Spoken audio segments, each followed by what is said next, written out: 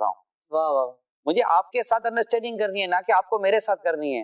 اچھا. کیونکہ آپ تنظیم کے لیے بینیفیشل ہیں اور تنظیم بغیر کارکنوں کے نہیں چلتی.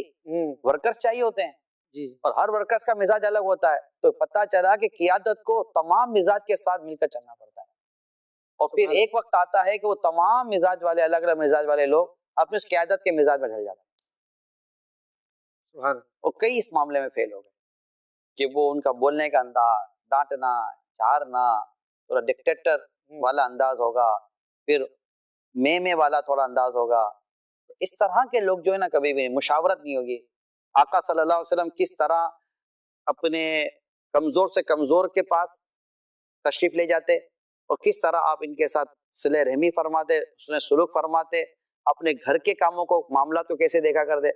جس سے زندگی میں اگر کوئی قیادت والی پوزیشن پر بھی آنا ہے تو سوائے اس کے کہ وہ نبی پاک صلی اللہ علیہ وسلم کی سیرت کو پڑھے اور اس کو فالو کرے، اس کے بعد کوئی دوسرا آپشن نہیں ہے.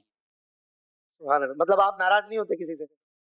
دیکھیں برا لگنا تو ہوتا ہے، ناراضگی وقتی طور پر آتی بھی ہے، لیکن اتنا ذہن بن چکا ہے کسی حد تک میں کہہ سکتا ہوں اللہ کی رحمت سے کہ میں ناراض ہو کر کروں گا کیا ہے. آخر کام تو ہم کا آپس میں ہی کرنا ہے، مجھے اس سے لینا ہے، اس کو مجھ سے لینا ہے. جب آپس میں کام کرنا، برا دیکھیں نفس ہے، جذبات ہیں. اچھا لگنا برا لگنا یہ بعض اوقات ہمارے اختیار میں نہیں ہوتا. مجھے اسلام آباد کہتے ہیں یار ایک بات کو برا تو نہیں لگے گا، میں کو بولو گے تو پتہ چلے گا، بغیر بولے میں کیسے کہہ دوں کہ مجھے برا نہیں لگے گا. صحیح ہے. ماشاء اللہ. دعوت اسلامی کی جو شورا ہے، مرکزی مجلس شورا، یہ کس طرح چلتی ہے؟ اس کا کیا پیٹرن کیا ہے، کیا طریقہ کار ہے، عوام کو بھی پتہ چلے. اللہ پاک امیر سنت کو سلامت رکھے. انہوں نے وہ کام کیا ہے جن کو فالو کرنا چاہیے ہر ایک کو. جب ان کی عمر 50 سال کی تھی نا تو انہوں نے شورا بنا دی. تقریباً 50 سال کی تھی ان کی عمر. اس وقت میرے تقریباً عمر 30 سال کی تھی. یعنی 30 35 40 سال کے انہوں نے اسلام بھائی لیے جن کی انہوں نے شورا بنا. اور پھر مسلسل شورا کو لے کر یہ چلتے رہے. یعنی ہر مشورہ شورا کا امیر سنت کے ساتھ ہوتا تھا. ہم ہر ماہ 72 گھنٹے کا مشورہ رکھتے تھے. Every month 72 hours. اور اس میں کئی گھنٹے امیر سنت کے ساتھ بھی ہم گزارتے تھے. ایک مائنڈ تھا کہ مجھے شورا کو چلانا ہے، بنانا ہے، ان کی چیزیں. پھر ہمارے مشورے الگ ہوتے تھے. فیصلوں کے لیے امیر سنت ہم کو کافی فری دیا ہوتا تھا مشورہ کر، لیکن ہم کر کے پھر امیر سنت سے رائے لے لیتے تھے. پھر ایک وقت ہوا کہ اس کو بھی امیر سنت نے گیپ دے دیا کہ نہیں آپ کرو، نہیں آپ خود کرو، نہیں آپ خود کرو، نہیں آپ خود کرتے کرتے کرتے کرتے اب آج ہم تو کہتے رہتے ہیں کہ آپ تشریف لائیے اور ہمیں وقت دیجیے. تو یہ ہوا. تو اس طرح پہلے شاید 10 سے 11 تھے. حاجی مشتاق رحمۃ اللہ تعالیٰ علیہ شورا کے نگران، ہمارے نگران تھے. آپ نے ان کی ماتحتی میں بھی کام کیا جب تک یہ حیات رہے. اصل میں ان کا اعلان تو امیر سنت نے فرما دیا کہ مرکزی مجلس شورا کے نگران حاجی مشتاق رحمۃ اللہ تعالیٰ علیہ.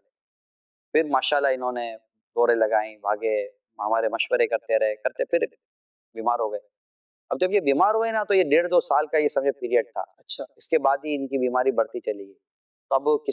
تو شورا نے پھر فیصلہ کیا کہ ایک قائم مقام نگران کی حیثیت سے عمران تم اب سفر کرو. اچھا، آپ کو شورا نے چنا؟ ہاں، یہ مطلب یہ مشاورت سے ہوا. صحیح. کہ قائم مقام نگران کی حیثیت تم سفر کرو. تو پھر یہ ہوا کہ میں سفر کرتا تھا، میں آ کر حاجی مشتاق علیہ رحمہ کو کارکردگی دیا کرتا تھا. اچھا. کہ یہ ہوا. وہ کہتے یار مجھے نہیں دیا کرنا. میں نے کہا میرے نگرانوں میں دوں گا تو صحیح نا. on the behalf of you. صحیح.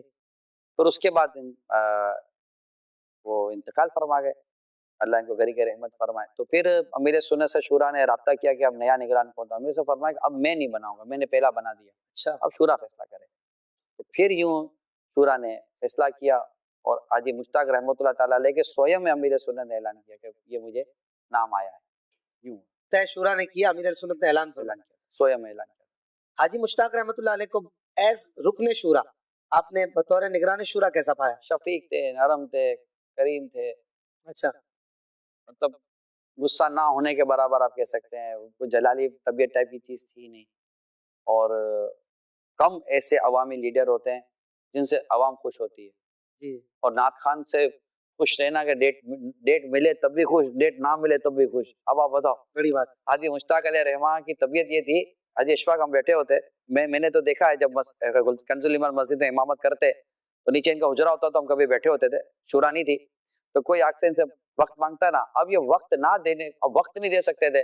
ارے بھائی آپ آ گئے، ارے آپ کی تو یہ محفل ہے، اب میں کیا کروں.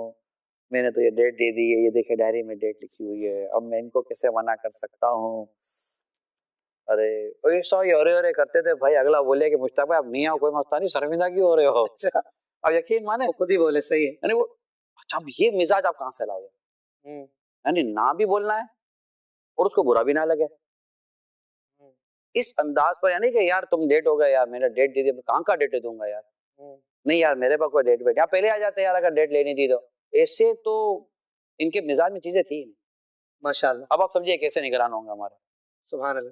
دعوت اسلامی کے نگران شورا بننے کے بعد آئی تھنک 2003-4 کے بعد سے یا اس سے بھی کچھ پیچھے سے ایک سیریز آپ کے بیانات کی ہم نے سنی ہے, اپنے لڑکپن کا ہی کہہ سکتا ہوں, کہ اس میں آپ نے جو در مرشد, درد مرشد, احسان مرشد, فرمان مرشد اور مرشد ساری کیسٹیں الحمدللہ میرے پاس ہوا کرتی تھی, میں نے کوئی 10 بار بھی سنی تھی, اور بھی شاید میرے سے بڑے بھی ہوں گے سننے والے. ایسا وہ کیا اچانک ایک ٹرانزیکشن تھی, اور یہ سیریز کی کیا وجوہات تھیں, کچھ جو آپ درد دل بیان فرما سکیں, کہ شاید اس جنریشن نے آپ کو بہت الگ دیکھا ہے, میرا خیال ہے وہ ایک الگ ٹرانزیکشن پیریڈ تھا جس کا لطف جو ہے وہ اب ہم ماضی میں جھانک کے ہی دیکھ سکتے ہیں. مجھے یاد پڑتا ہے شاید پہلا بیان اس سیریز کا تھا فیضان مرشد, اگر تھا تو یا پتہ نہیں کون سا تھا. جی ہم لاہور میں پہنچے تھے, حاجی اشفاق کانا 9 لاہور, فیضان مدینہ میرا بیان تھا, حاجی شاہد میرے ساتھ تھے, بیان تیار نہیں تھا, شاہد بھائی کیا بیان کریں گے یار. وہاں مجھے یاد پڑتا ہم نے غوث پاک رحمۃ اللہ تعالیٰ کو ذکر کیا, پھر امیر سنت کا ذکر آیا, اور اس میں حاجی شاہد نے کلام پڑھنے شروع, فیضان رضا الیاس قادری, جی جی تو ضیا کی ضیا, بہت پیارا انداز, تو فیضان رضا, وہ اوپر جاتے تھے نا وہ شاہد بھائی.